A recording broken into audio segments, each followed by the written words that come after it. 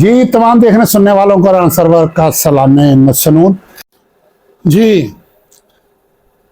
Biography of R G S, اور اب میں اپنی لائف پہ آغاز کر چکا ہوں۔ تو اس کے شروع میں ایک چھوٹی سی بات بہت اہم ہے جو کرنے والی ہے کہ میری سابقہ ویڈیو میں یا آنے والی ویڈیو میں بعض جگہ پہ ایسا دیکھنے والوں کو محسوس ہوگا جیسا میرا اور میرے والد صاحب کے درمیان کوئی جنگ تھی۔ ایسی کوئی بات نہیں ہے، ہمارے اندر بہت عقیدت، محبت، اور میرے باپ کا میری نظر میں، میرے دل میں بہت بڑا مقام ہے۔ صرف یہ ہے کہ میں اپنی فیلنگ ہر عمر کے لحاظ سے جو میں محسوس کرتا تھا میں وہ بیان کرنا ہے۔ میں نے بنیادی طور پہ جو کچھ بھی سیکھا اپنے باپ سے سیکھا ہے۔ سب سے بڑی چیز جو اللہ رب العزت نے مجھے عطا کی وہ کانفیڈنس ہے، اور وہ کانفیڈنس مجھے اپنے باپ سے ملا۔ اس وقت معاشرے کے اندر جو فقدان ہے وہ کانفیڈنس کا ہے، اور ہمیشہ کانفیڈنس جو ہے نا وہ اوپر لے کے جاتا ہے، اور وہ میرے باپ نے مجھے عطا کیا ہے۔ اور پنچایتوں میں لوگوں کے درمیان فیصلے کرنے یہ میں نے اپنے باپ سے سیکھے ہیں۔ اب میں شروع کرنے لگا ہوں کہ میں اسکول میں پڑھ رہا تھا، 6ٹھی کلاس میں تھا۔ ایک بات میں بتا دیتا ہوں، جو چیز قرآن سے، حدیث سے، تاریخ سے ثابت ہے کہ ہمیشہ بھائی بھائی کے دشمن ہوتے ہیں، بھائی بھائیوں کا نقصان کرتے ہیں، میں اس میں یہ نہیں کہوں گا کہ میں ہیرو ہوں، میرا بھائی ویلن تھا، نہیں۔ یہ آپ لوگوں نے فیصلہ کرنا ہے کہ اس میں کس کا کیا تھا کیا نہیں تھا۔ یہ ہر گھر کی کہانی ہے۔ ہر بندہ جو معاشرے میں نمایاں ہوتا ہے سیاسی سماجی طور پہ تو اسے ایسی مشکلات آتی ہیں، اور میں ان کے سلوشن کے لیے یہ ویڈیو بنا رہا ہوں کہ میرے لیے بھی میرے بھائیوں کی طرف سے جو مجھے رد عمل آیا، جو سپورٹ ملی، یا میری ٹانگیں کھینچی گئی، یا جو کچھ میرے ساتھ ہوا، کہ ہم جیسا کہ میں بتا چکا ہوں کہ میرے دادا بہت امیر تھے، پھر ایک دم زمین پہ گرے اور زمین میں دھنس گئے، پھر اللہ رب العزت نے ہمیں اٹھایا اور اٹھا کے ہمیں بلندیوں پہ لے گئے، اور وہ بلندیوں پہ ہم کیسے گئے، اللہ نے کسے سبب بنایا، اس پہ میں بات کروں گا۔ میں 6ٹھی کلاس میں تھا تو میرے بڑے بھائی جو رانا محمد اسلم صاحب تھے، ان کے دل میں ایک کینہ اور حسد سا پیدا ہو گیا کہ میں تو بالکل ان پڑھ ہوں، مجھے تو گنتی بھی لکھنی نہیں آتی، یہ تعلیم حاصل کر رہا ہے۔ اس نے صاف کہنا شروع کر دیا کہ اسکول چھوڑ دو، حالانکہ اس وقت ہمارے گھریلو حالات کافی اچھے اور بہتر ہو چکے تھے، اور میرے جو سب سے بڑے بھائی رانا محمد اکرم صاحب تھے، ان کی شدید خواہش تھی کسی طرح سے یہ پڑھے، اور وہ مجھے پڑھانا بھی چاہتے تھے، لیکن ان کی کچھ ذاتی طور پہ مجبوریاں تھیں کہ جن کی وجہ سے بلکہ ہمارے گھر میں جھگڑا ہوا، اور میرے سب سے بڑے بھائی اس دن روئے بھی بہت جس دن مجھے منع کیا گیا کہ آج کے بعد تو نے اسکول نہیں جانا۔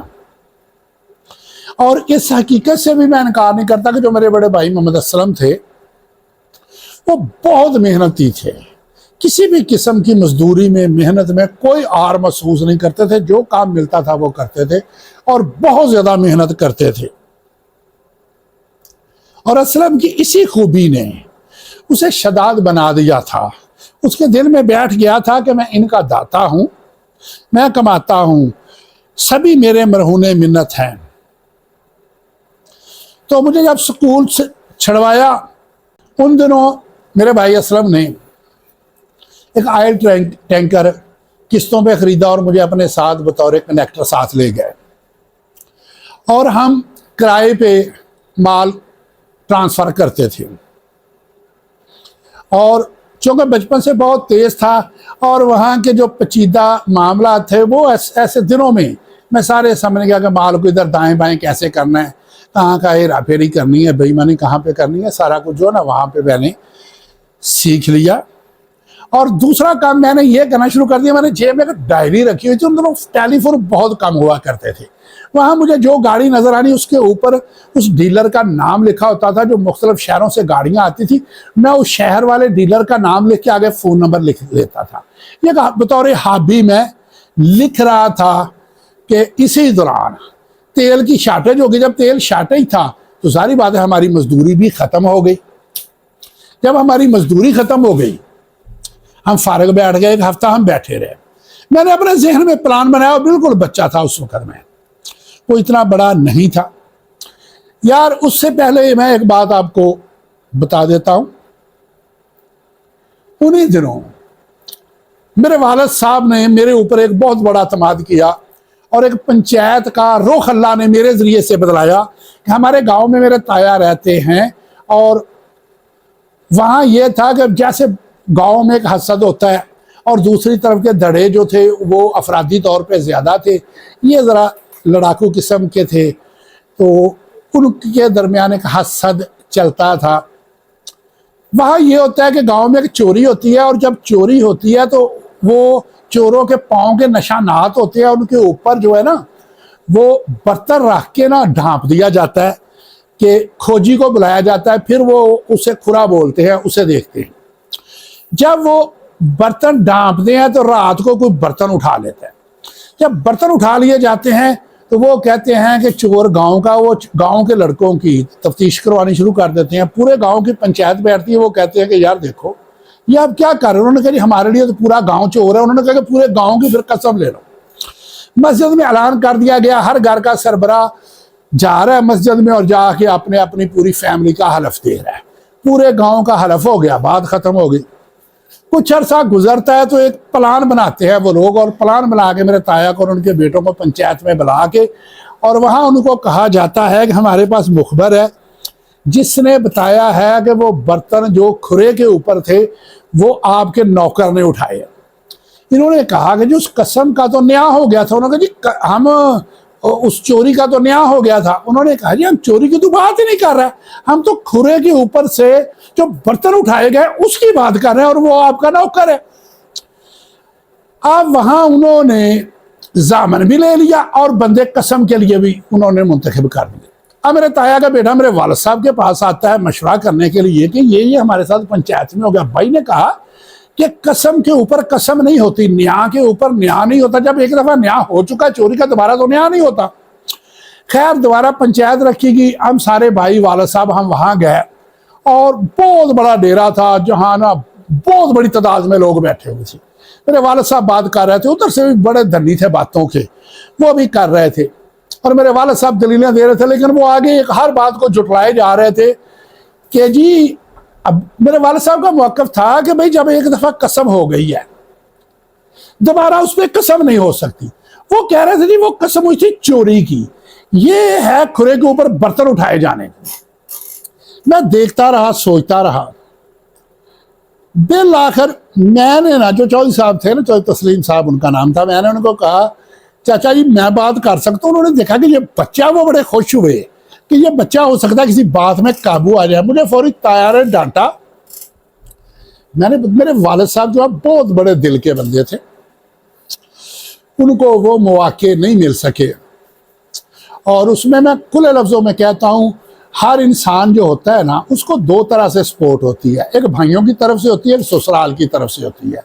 मेरे बाप को ना भाइयों की तरफ से सपोर्ट मिली, और मेरे ननियाल इस काबिल थे ही नहीं कि वो किसी की सपोर्ट करते। वो खुद सारी ज़िंदगी मेरे बाप की सपोर्ट लेते रहे, और वो तन्हाई की वजह से और हालात की वजह से वहाँ तक ना पहुँच पाए जो अल्लाह ने उनके अंदर खूबियाँ रखी थी। मैं आपको डंके की चोट पे कहता हूँ कि मेरे वालिद साहब स्कूल में 5 साल पढ़े थे, लेकिन वो PhD थे, और PhD किस में थे? हीर वारिस शाह में। हीर वारिस शाह एक ऐसी किताब है जिसके अंदर हिकमतो दनाई कूट कूट के भरी हुई है। उसके एक एक लफ्ज में पूरी पूरी किताब लिखी जाती है, और उस पर PhD भी होती है। और मेरे वालिद साहब को उस पर इतना अबूर था, और उसमें से ऐसी ऐसी हिकमत और दनाई के वो मोती बखेरते थे कि सुनने वाले हैरान रह जाते थे। तो मेरे वालिद साहब ने मेरे ताया को रोक के कहा कि नहीं, इसे बात करने दो। मेरे वालिद को पता था कि मेरा बेटा है, इसने बचपन से मुझसे सीखा है। मैंने कहा चाचा ये एक बात तो बताओ, ये कसम होती क्या? हालांकि मैं जानता था। मैंने पूछा ये कसम होती क्या है, इसका मतलब क्या होता है? उन्होंने कहा जी इसका मतलब होता है ना इस काम को करते मैंने, ना इस काम को मैंने किया है, ना मैंने करवाया है, ना मैंने होता देखा है। मैंने कहा ठीक। अच्छा एक और बात, वालिद साहब उनसे पूछ रहे थे कि भाई आप इस तरह करो कि जो आप लोगों के पास गवाह है मुखबर है, उससे सामने लिया। उन्होंने कहा जी वो डरता है। मैंने कहा जी आप गवाह का एड्रेस भी ना बताएं, नाम भी ना बताएं, इतना बता दें कि वो इसी गांव का है या किसी और गांव का है। अब वो किसी और गांव का तो कह नहीं सकते थे, उन्होंने कहा जी इसी गांव का है। मैंने कहा जी हमारी चोरी की भी कसम हो गई है और हमारी दाबड़े की, उसको दाबड़ा बोलते हैं जो ऊपर रखते हैं, मैंने कहा दाबड़े की भी कसम हो गई है। उन्होंने कहा जी कैसे? मैंने कहा जी जो मुखबर है उसने हमारे दाबड़े की कसम दी है। कहने लगा जी कैसे? मैंने कहा जब गांव का है उसने भी तो मस्जिद में जाके कसम दी थी, ना चोरी की ना करवाई ना मैंने कुछ देखा। जब उसने कसम दे दी कि मैंने दाबड़ा उठाते हुए मैंने देखा, आप कौन होते हैं हमसे पूछने वाले? चलो खैर आगे इंशाल्लाह ताला बड़ा कुछ आएगा। तो जिन दिनों तेल नायाब हो गया तो मैंने भाई से कहा कि यार हम अपना काम क्यों ना करें। उसने कहा हमारे पास तो पैसे नहीं है। मैंने कहा मेरे पास एक प्लान है, उस प्लान के तहत, और ये प्लान मैं आपको बता दूंगा आज से कुछ 6-7-8 साल मेरे सामने आया नेटवर्किंग का। तो जब मैंने नेटवर्किंग को देखा तो मैंने कहा यार ये काम तो मैंने बचपन में किया था। कहने लगा वो कैसे? मैंने उनसे पूछा कि मुझे ये बताओ कि गुजरांवाला के अलावा बाकी शहरों में तेल है या नहीं? उसने कहा सुना के है। मैंने कहा मेरे पास नंबर हैं वहां के डीलरों के। मैंने कहा मेरे पास वहां के डीलरों के नंबर हैं, तो उनको फोन करके वहां से पूछते हैं। हमने लाहौर फोन किया, वहां जो रेट उन्होंने तेल का बताया, वहां गाहक फिर रहे थे। मैंने उनसे जाके कहा कि भाई तेल लेना। उन्होंने कहा जी बताओ। मैंने उससे 1000 रुपया जायद कहा कि इतने में मिलेगा। उन्होंने कहा ठीक है। मैंने कहा लाओ पैसे, 4-5 घंटे बाद आपको तेल मिल जाएगा। हम रोजाना 3-3 गाड़ियां लाहौर से ला के ना 1000 रुपया प्रॉफिट पे यहाँ हमने बेचना शुरू कर दिया। फिर हमने फैसलाबाद, मुल्तान, ऐसे करके एक महीना लगाया और 1 महीने में हमें इतना प्रॉफिट हो गया कि हमने ज़ाती कारोबार शुरू कर लिया। और उस ज़ाती कारोबार का ये हुआ कि मजदूरी से हम एक ऑयल डीलर बन गए। हमने गोदाम रेंट पे ले लिया, दफ्तर ले लिया और अपने बिजनेस का आगाज कर दिया। मैं और मेरे भाई ने हमने एक छोटा सा गोदाम रेंट पे ले लिया। मेरा भाई गाड़ी चलाता, मैं साथ कंडक्टर, और वहाँ बिजली की बजाय हैंडपंप लगा लिया और हम दोनों भाई मिल के गाड़ी लोड कर लेते और सारा काम अपने हाथों से करते। कारोबार भी अपना, मजदूरी भी खुद, मेहनत भी खुद। तो इस तरह हर तरफ से हमें प्रॉफिट ही प्रॉफिट होना शुरू हो गई, क्योंकि किसी को तनख्वाह नहीं देना पड़ती थी। और तेल के बिजनेस के मुतालिक मैं थोड़ा सा बता देता हूँ यार। अल्लाह भी कहता है कि अपने गुनाहों के लिए दूसरों को गवाह ना बनाओ। इस वजह से कुछ बातें मैं छोड़ने लगा हूँ, तो इशारे में कह देता हूँ। तेल के मुताल्लिक कहा जाता है ये जहां से निकलता है ना, वहां से लेके ना पेट्रोल पंप के आखिरी न्यूजल तक, इसमें से लोग खाते हैं और अल्लाह ने ऐसी बरकत रखी है।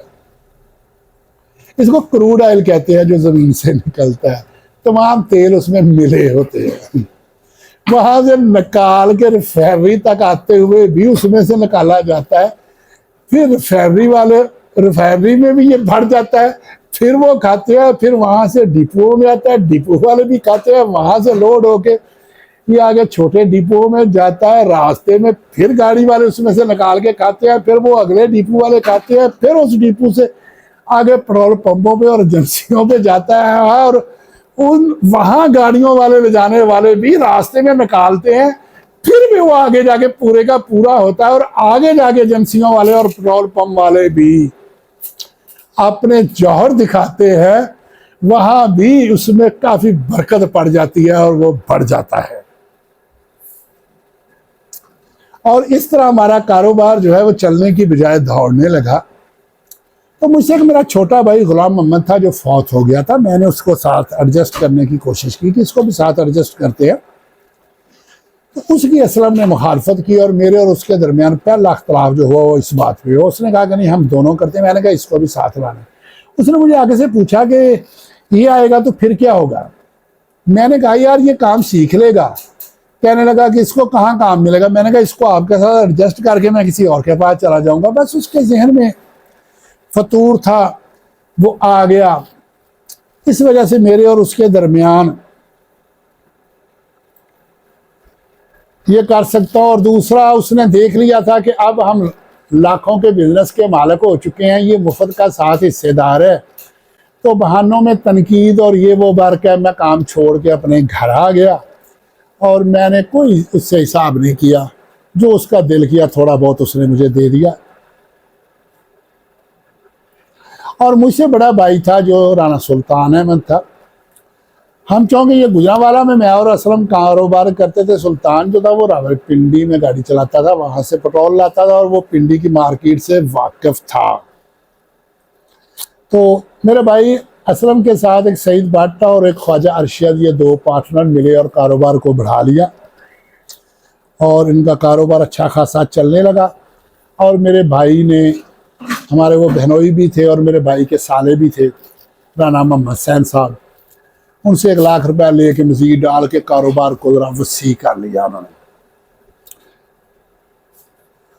تو میں اور میرے بڑے بھائی سلطان نے، ہم نے راولپنڈی میں جا کے کاروبار شروع کر لیا۔ تھوڑے سے پیسے تھے، وہ کمیٹی نکلی، ہم نے جا کے وہاں ایک ٹینکی لی اور لے کے بیٹھ گئے، اور وہاں سے ہم نے تیل تھوڑا تھوڑا خرید کے آگے گاڑیوں کے حساب سے اسی بھائی اسلم کو دینا شروع کر دیا، اور اس کو بھی ہم اس وقت مارکیٹ کے ریٹ سے کوئی 1000 روپے کم ہی دیتے تھے۔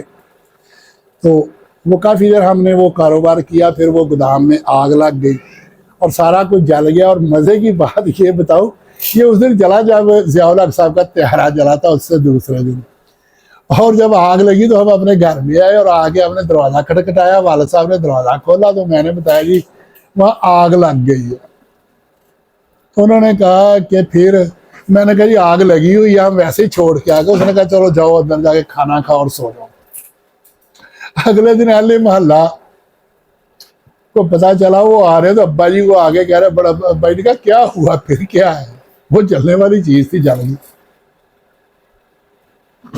اس کے بعد پھر اسلم نے مجھے کہا کہ تم میرے ساتھ آ جاؤ، اور پنڈی کی مارکیٹ سے میں نہیں واقف، وہاں سے مجھے مال لا کے دینا شروع کر دو، اس میں میں آپ کا کمیشن رکھ دیتا ہوں۔ اس طرح پھر میں اس کی معاونت کرنے لگا، تو اس کو میں تیل لا کے دینے لگا۔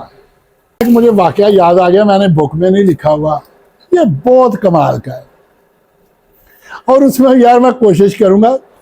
میں نے بڑی چھوٹی عمر میں ایک وہ ٹپ سیکھی کہ انسان پوری زندگی جوا نہیں ہار سکتا۔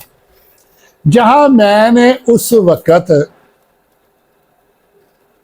یہ ٹریڈنگ سیکھی بچپن میں اپنے ذہن سے، تو بعد میں مجھے پتا چلا کہ یہ تو بین الاقوامی فارمولہ ہے۔ اسی طرح میں گھر سے، میں اس وقت 60,000 روپے میں گھر سے لے کے نا، اور 500 روپے الگ سے اپنا جیب خرچ، 50 روپے فلینک کوچ لیتی تھی جانے کا، 50 آنے کا، 10-20 روپے میں ایک وقت کا کھانا اس وقت چل جاتا تھا۔ تو میں گیا ہوں، تو ہمارے گجرانوالہ رالی اڈے کے قریب ہے ٹرسٹ پلازا، اور یہ اس وقت گراؤنڈ ہوا کرتی تھی، یہاں نا لگتی تھی اپنی نمائشیں۔ میں نمائش کو جا کے دیکھنا شروع کیا، وہاں میں نے دیکھا وہاں کچھ جوا وغیرہ ہو رہا تھا، لیکن اس وقت مجھے نہیں سمجھ آئی کہ یہ جوا ہے۔ وہ ایسے لوگ لگا رہے ہیں، وہ آگے سے پھرکی کما رہے ہیں، تو وہ جی 1 کے 10 دے رہے ہیں، کہ 5 دے رہے ہیں، ڈبل دے رہے ہیں، ایسے 3-4 قسم کے آپشن تھے ان کے۔ تو میں کھڑا دیکھتا رہا، بے خیالی میں میری سمجھ میں نہیں آیا، میری سوچ اور تصور میں بھی نہیں، میں نے جیب سے نکال کے نا 1000 روپے لگا دیا، وہ چلا گیا۔ جب 1000 روپے چلا گیا تو میں نے سوچا، بچہ تھا بھی، کہ 60,000 تھا، یہ 59,000 ہے گا۔ 60,000 کی اس وقت 4 گاڑیاں تیل کی آتی تھی، جو آج کل شاید کروڑ کی ہوں، یا کروڑ سے بھی اوپر کی۔ تو میں نے سوچا، اور مجھے ایک عادت تھی کہ میں جھوٹ نہیں بولتا تھا، میں نے کہا گھر سچ بتایا تو جھوٹے پڑیں گے۔ پھر سوچا کہ زندگی میں پہلا اگر جھوٹ بولنا پڑا تو چلو بول لوں۔ پھر میں نے کہا کہ میں کیسے کہہ سکتا ہوں کہ 1000 کہاں گیا۔ میں تھوڑا سا سائڈ پہ ہو کے نا، میں نے ذہن دوڑانا شروع کیا، اس مسئلے کا سلوشن کون سا ہے۔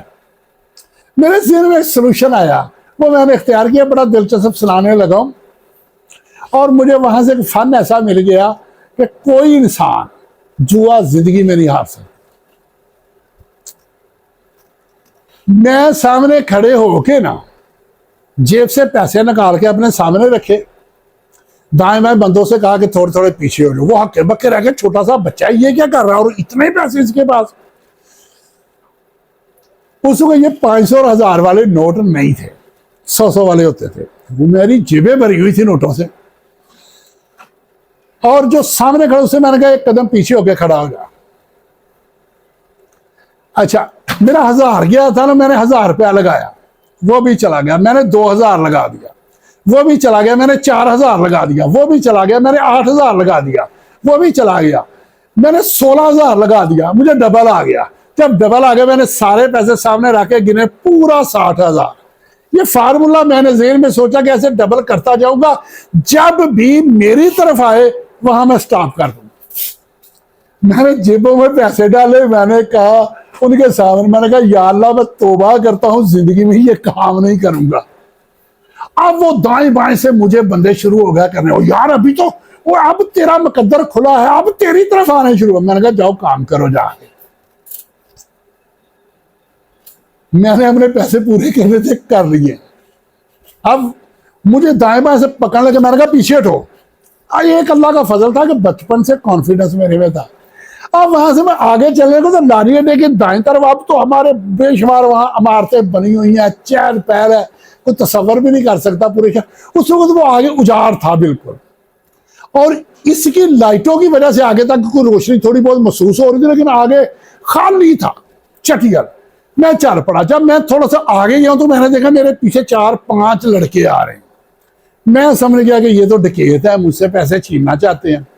میں نے ان کی طرف دیکھا، جتنے فاصلے پہ یہ تھے نا میرے پیچھے، اس سے تھوڑے سے زیادہ فاصلے پہ دور مجھے نا 3 بندے کھڑے نظر آئے. میں نے اونچی آواز میں ان کو آواز دیا، میں نے کہا چاچو آپ یہاں کھڑے ہو؟ انہوں نے میری طرف دیکھا سے ہاتھ سے پوچھا. میں نے کہا اچھا میں آتا ہوں. میں نے کہا خدا کے بندو، پیسے بھی مجھے پکڑا گئے ہو، پستول بھی مجھے پکڑا گئے ہو، اور خود جا کے وہاں کھڑے ہو گئے ہو. انہوں نے آگے سے مجھے ہاتھ سے کہا کہ آ جاؤ. میں ان کے قریب گیا. انہوں نے مجھے پوچھا کہ بیٹا کیا بات ہے؟ میں نے کہا بات کیا، میرے پاس کیش ہے، وہ ڈاکو میرے پیچھے لگے ہوئے ہیں. ان سے بچنے کے لیے میں نے نا یہ طریقہ اختیار کیا. وہ ایک دوسرے کے منہ کی طرف کہنے لگے تو کہاں جانا ہے تو نے؟ میں نے کہا میں راولپنڈی جا رہا ہوں آئل خریدنے. تو مجھے کہنے لگے کہ اب، میں نے کہا کہ وہاں سے نا سٹاپ سے میں نے نا گاڑی میں بیٹھنا ہے، تو مجھے وہاں چھوڑ کے آؤ. وہاں تقریباً 2 ایکڑ آگے فاصلہ تھا. وہ تینوں بندے میرے ساتھ گئے، اور وہ ڈاکو صاحبان جو تھے نا، وہ ڈاکو بھائی، وہ پیچھے ہٹ گئے. وہ وہاں لے کے گئے اور جا کے مجھے انہوں نے وہاں چھوڑا، اور میں گاڑی میں بیٹھا اور چلا گیا.